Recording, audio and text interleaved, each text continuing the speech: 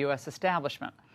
And though it's obvious this war is at a stalemate, Democrats are playing the usual fear-mongering. I think the only people who'd be happy if this supplemental budget request is not voted on and approved by Congress are sitting in Moscow, sitting in Tehran, sitting in Beijing. Republicans would be giving Vladimir Putin the best gift he could ask for.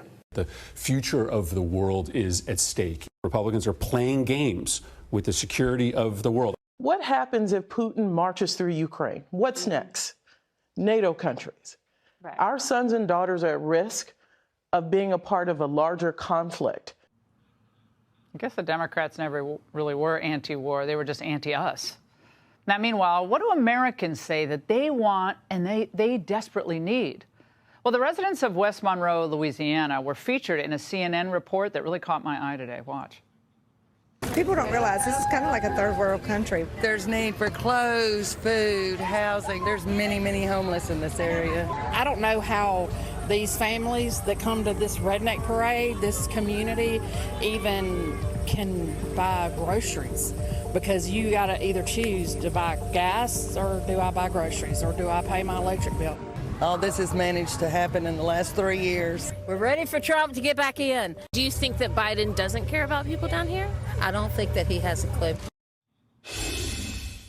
I actually teared up watching this report. It was so heartbreaking. Joining me now is Ohio Senator J.D. Vance. Senator, the frustration in Americans, hearts and minds now, given what's going on, and yet they're made out to be Putin puppets because they want America to be focused on first?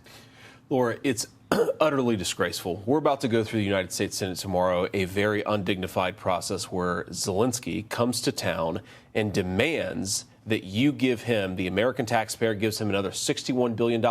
And oh, by the way, if you want to secure your border first, you are actually a Putin puppet. He said this publicly today. I think it's disgraceful. I think it's grotesque. And I think that it comes at a time, Laura, when Republicans are actually showing some unity and some courage about the importance of the American southern border. So this is purely designed to apply pressure on Republicans to give up their fight on the border and write another blank check to Ukraine. I'm not doing it. I don't think Republicans should go for it at all. If Zelensky were smart, and I don't think he is, if he were smart, you know what he would say to Biden?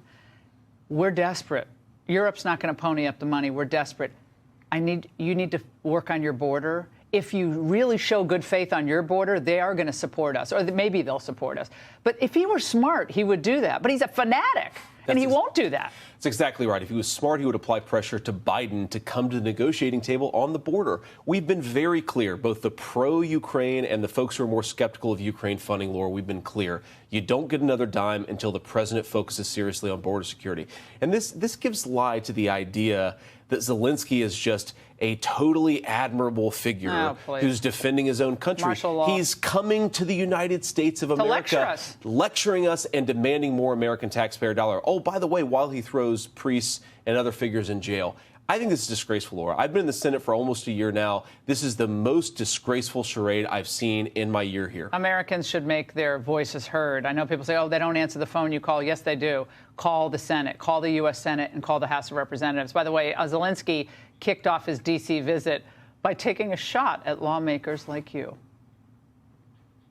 If there's anyone inspired by unresolved issues on Capitol Hill, it's just Putin and his sick clique.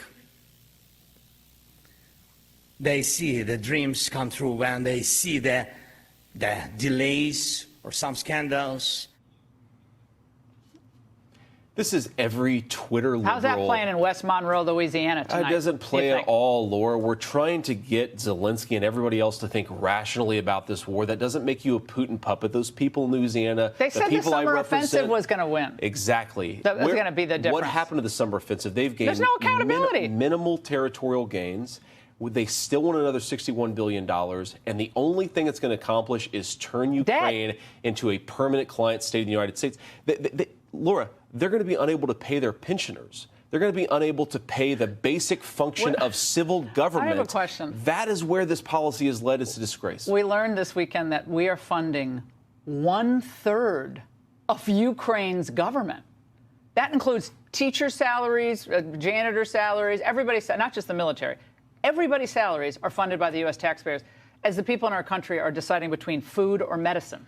Right now, people in Ohio can't afford food. Young people can't afford to buy homes. We're paying for their government. You're exactly right. We've got to focus on our own problems. And Laura, the thing that is in our best interest is to get the killing to stop. That's what we should be doing with American leadership, not writing more blank checks to endless war. Why doesn't he go lecture Europe? Lecture Exactly. Europe. Put his hand out to Europe. See how far Exactly. that gets him. Senator, great to see you. Thank you.